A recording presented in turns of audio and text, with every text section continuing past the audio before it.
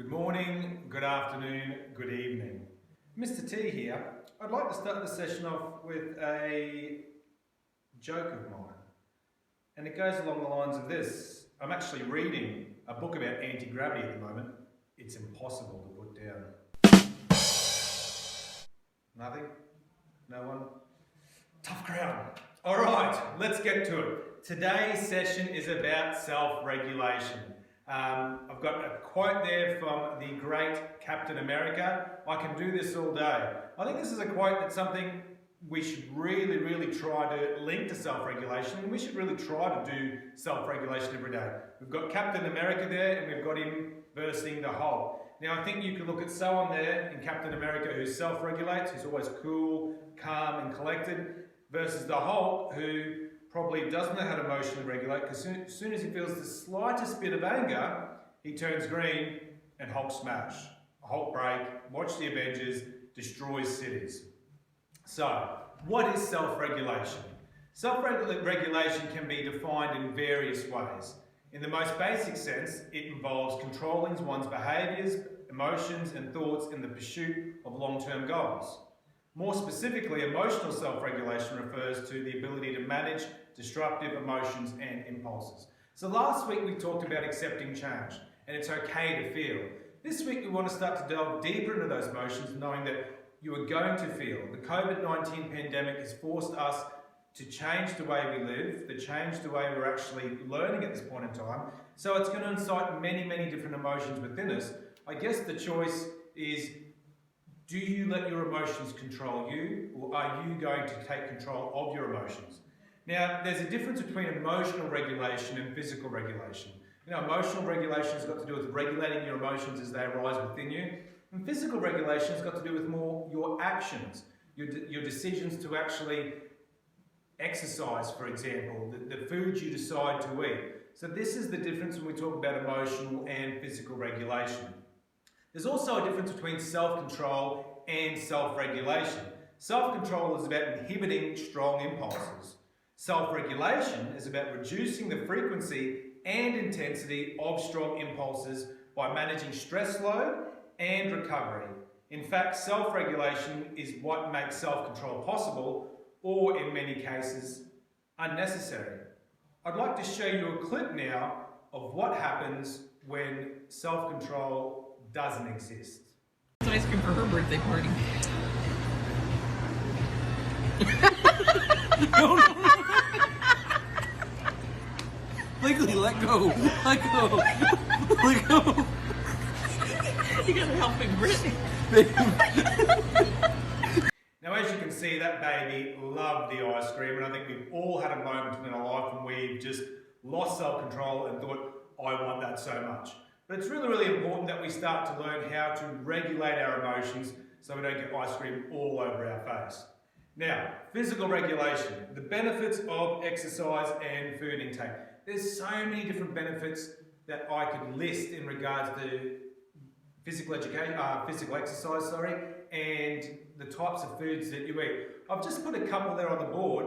I've talked about it makes you feel happy, so it produces changes in parts of the brain that regulate stress and anxiety. It increases brain sensitivity of the hormone serotonin, which relieves feelings of sadness and depression. It increases the production of endorphins, which are known to help produce positive feelings. So those people who choose to exercise, actually it releases endorphins where you actually feel better, not only about yourself, about life, but better in general. It can also help with the quality of your sleep. And relaxation. So one study found that 150 minutes of moderate to vigorous exercise improves sleep by about 65% and sleep quality. So by actually going out and doing some exercise, a couple of times a week, it actually can improve your sleep quality. Now, since the COVID-19 pandemic, we've had to change the way we exercise. I know for myself, my physical regulation hasn't been that great, and that's me being honest with you now. Since they've shut down the gym, it's limited my ability to actually go to the gym every day because it's shut. So I've tried to substitute that with going walking, but for me, walking in long reach sometimes can become a stressful experience when every time you breathe, sometimes you breathe in a fly or two. not the most fun experience. However, it's about getting creative and looking at different ways in which you can stay active. For some of you, skating may have been your thing and that you weren't allowed to go to the skate park. For others, it may have been motorbike riding and you may have not been allowed on the common. So my challenge to you is understand the importance of staying active, and if you haven't been able to do what you normally did to stay active, look at other ways. I actually tried a home workout with my partner the other week. Now, I'm not going to lie, I haven't done abs for about 20 years, I think. I couldn't move for about 5 days, but I tried. So maybe I need to try a little bit more, but we'll see how good this lighting is. And what is the key to success? The key to success is consistency. So whatever you trial, whatever you choose to do, be consistent with your approach. Because if you're consistent with your approach, you're going to see some outcomes and positive outcomes. Now, emotional regulation. Emotional regulation refers to the process by which individuals influence their emotions they have, when they have them, and how they experience and express their feelings. So I've got a couple of points up here, 4 different ways or 4 different ways you could actually regulate your emotions and why that's important. So the first is self-awareness. How are you actually feeling? Last week we talked about it's okay to feel. So leading on from that is how are you actually feeling? And it's important not to judge yourself. You may feel sad, you may feel happy, you may feel excited, you may feel a bit flat. But allow yourself to feel and bring your awareness to your body. What you might start to understand is when you're feeling anxious, for example, you might actually feel it as a physical sensation within your body where your stomach starts to feel a little bit tight. You might find when you feel a little bit angry, your shoulders start to tense up and your neck starts to feel a little bit tight as well. So you'll find that sometimes these emotions can incite physical reactions within the body. Mindful awareness. So this is where we talk about breath work and sensory control. So it's about bringing your awareness to the present moment. Okay, I know for myself, if I'm starting to feel a little bit anxious or if I'm starting to feel a little bit off center, I'll take a moment to walk outside and just stand outside and take 5 to 10 breaths. And I take deep, deep breaths. And I'll look at the clouds, I'll take a moment to look at a tree and just be present. And I'll find that anxious feeling that I was feeling or that overwhelming feeling that I was feeling will start to dissipate. But that's a skill I've chosen to actually learn to master probably over the last 20 years. All right, adaptability. So remain objective when it comes to your evaluation. The question I asked there is, what would you tell your best friend? If you're having an experience right now, picture yourself being your best friend and giving that advice. So remain objective, take the emotion out of it. We all have experiences that we're going through, but what advice would you give to your friend if they were going through your experience? It's a really, really good opportunity for you to actually change the perspective, because what you'll find is instead of being so emotionally attached to the actual circumstance, you can become detached and therefore change your perspective to one of potentially growth rather than one of negativity. And the last one there, and it's most important, we talked about this last week as well, was the importance of being kind to yourself and self-compassion. Being kind to yourself. Now there's lots of different ways you can do this. I've put up on the screen there, relaxation, breath work, meditation, self-care. It might be going and just taking a moment to have a shower, playing some music and just taking a moment to breathe. So it's really, really important right now, especially while we're in the midst of so much change in the world, to be compassionate with yourself. Now, I'm not going to tell you how to be compassionate with yourself because we're all different. What I'm saying for you is, if it's not something that you've done or you're not naturally used to doing it, have the courage to explore what that looks like. You deserve to actually put yourself first, and you deserve to actually have moments where you can learn to be more compassionate with yourself. What I'd like to show you now is what happens when emotional regulation goes wrong. You alright? Alright. Let's go. Okay. Yes. Alright, one point to you. To who? To Sean. Oh, forward, one out. Nah, Thank you very much. you rack one over. Play the rules, buddy. Play the rules.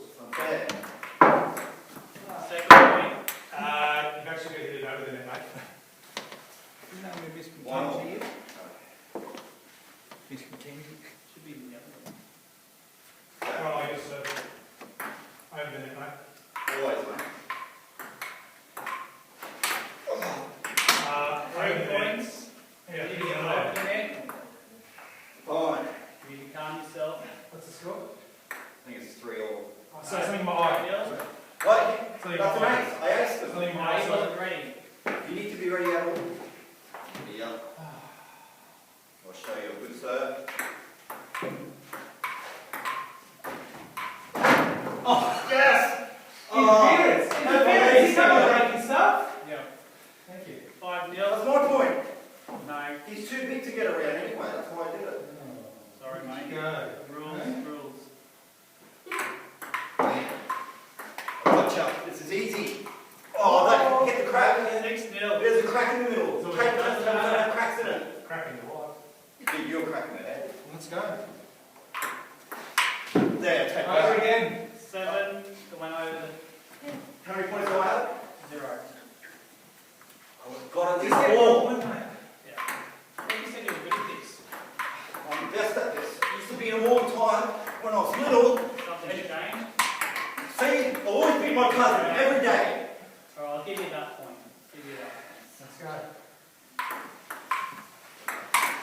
Oh, bloody net. And then the 9. Stupid 9 net anyway. This is for the match. 9-1. This is why I'm the guy at the school, not you. I'll still win. Yes, ace. No, we need to replay that. I wasn't ready. I aced him. Didn't see it. You got glasses as well. Yeah, that's why I need glasses. That's it. Sick of this?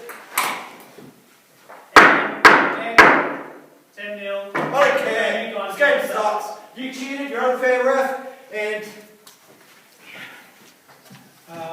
Have fun at distance serving. Now, as you can see there, the ping pong match didn't go to plan for a set teacher.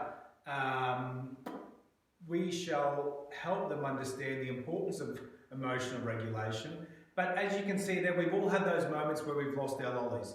But it's really, really important, I hope you learned from that little clip there, that emotional regulation is really, really important for our overall experience in life, because if we can learn to regulate those emotions, we can learn to be present through our current experience and get the most out of what we're trying to do when we're trying to do it. I've put up a slide here, and the slide says discipline equals freedom. For most of you, the word discipline has a negative connotation. And I understand that. For me, when I was growing up, when I was at school, discipline, I never, ever in my wildest dreams would have thought it equal freedom. But as I've grown a little bit older and I've grown a little bit wiser, a little bit rounder, I've realised that discipline equals freedom. And why is that? Well, discipline is the path to freedom because it is the driver of daily execution, and that's emotional and physical actions. Okay, I say that, and I'll give you an example. You choose to want to run a marathon. So that means every morning at 6 o'clock, you decide to get up and run 5K. You set your alarm for 5:30, and 5:30 comes along, and you're like, you know what, I just don't feel like doing it today. I'm going to press the snooze button. A disciplined person would be, no, I'm here, I don't want to do it, I'm going to do it. So it's the driver of success, it's actually the doing word. So it allows you to actually overcome any of the excuses that hold you back. I don't feel like doing it today. The question I want to ask you is this. Nike. What is Nike's logo? Just do it. Adidas. What is Adidas's logo? Impossible is nothing. You know, when you look at these logos that these multi-billion-dollar companies have, they talk about discipline. When you look at the greatest athletes in the world, they're disciplined. They don't decide to be an athlete from Monday to Tuesday and then take the rest of the week off. Everything that they do is a driving force that allows them to achieve on their own terms. So I say this, you own your own discipline and you have the power. So if you have the power, you actually create your freedom. Discipline means that you're free from those impulses. Discipline, working on your discipline means that you become free from the emotions. It doesn't mean the emotions disappear. The emotions are always going to be there. The feelings are always going to be there. But you take back power. You take back control. And the choice now becomes you. You act rather than react. Now, there's a topic here I want to touch on, and it's Stoicism. Now, I think there's been lots of misunderstanding around the word Stoicism or Stoic. I believe, in my opinion, Stoicism can really, really help everyone learn to regulate more. Marcus Aurelius, one of the great Roman empires, once wrote, "The impediment to action advances action. What stands in the way becomes the way." What stands in the way becomes the way. So the obstacle becomes the path. Now, Stoicism is, I could sit here and talk to you for the best part of an hour or 2 hours or 3 hours and still not cover it in its entirety because it's such a massive topic. But I want you to understand this. I'm going to break it down into a really, really small comparts so you can understand what we're talking about. In my opinion, summarizing Stoicism, it's understanding what your perception is and changing your perception when it comes to a circumstance. Because your perception then leads to an action. And then from your action, the thing that drives your action is your willpower and your motivation. And all of that stems, all of the actions, what you choose to do stems from your values and your virtues. So the great Stoics are the people who are able to actually persevere through obstacles in life and act according to their values and their virtues. And that's something that I'd really like you to have a think about right now. What are your values? What are your values and your virtues, Especially in a time where there's so much change going on in the world, it's really, really important that you make sure that your actions really reflect the values that you hold as a person. All right, so in regards to perception, I'd like to quote Reuben Hurricane Carter. So Reuben Hurricane Carter was at the peak of the boxing world. He was the boxing world champion, and then he was accused, I think it was of a double homicide, and he was found guilty, and he was in jail for quite a long time. I think it may have been about between 15 and 20 years. And he was finally acquitted because he was always innocent. If you remember the song by Bob Dylan, The Hurricane, he once said this: "I know you had nothing to do with the injustice that brought me to this jail. So I am willing to stay here until I get out. But I will not under any circumstance be treated like a prisoner, because I am not and never will be powerless." This is what he said as he walked into the jail. And he walked in with a $5,000 fur coat on, a $10,000 watch, all the bling bling. And he let them know that he was not going to be a prisoner. Even though he was in a jail, he had the perception of, I will still choose to be free. Demosthenes, the great Greek orator, he was born sickly, he was born frail, his parents died at a very, very young age. He was left quite a large inheritance, but the people who looked after him spent that inheritance. And he had quite a large speech impediment.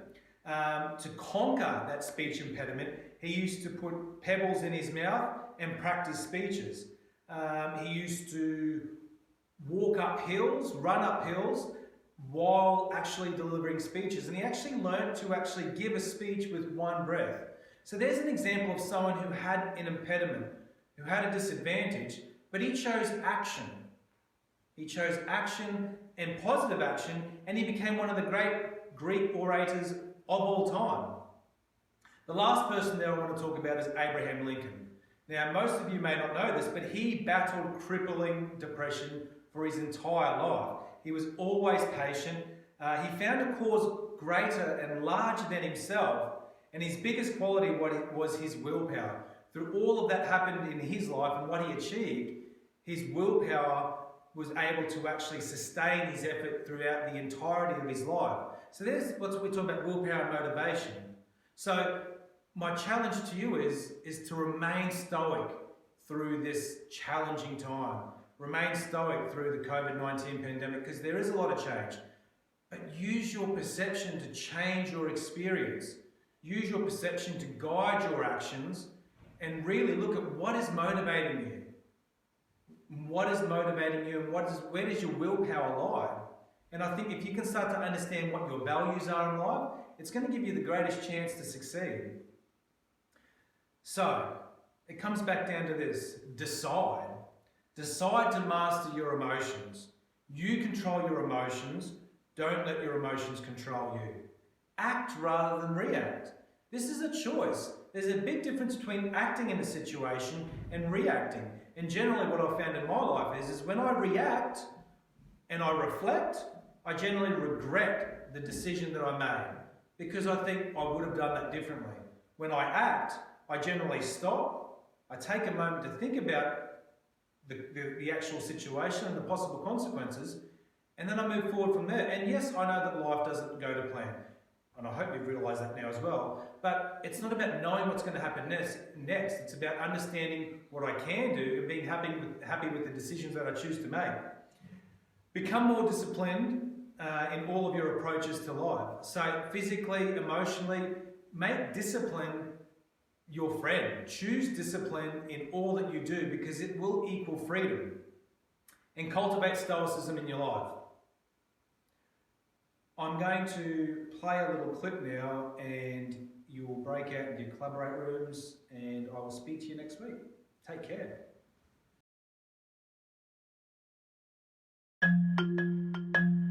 When we hear the word emotion, most of us think of love, hate, happiness, or fear.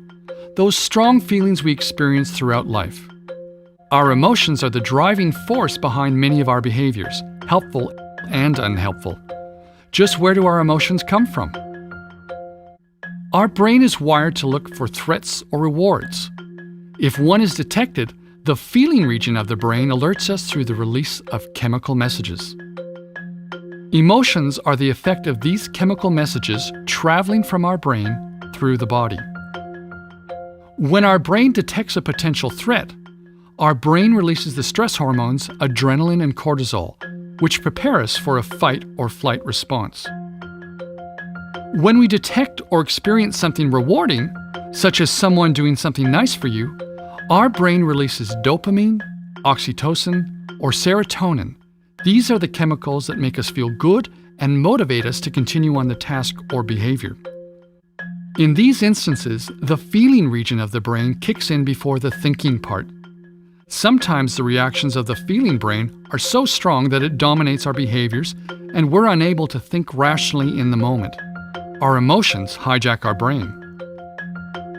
While many of our emotional responses happen subconsciously, our thinking can influence our emotions, and sometimes this can be unhelpful.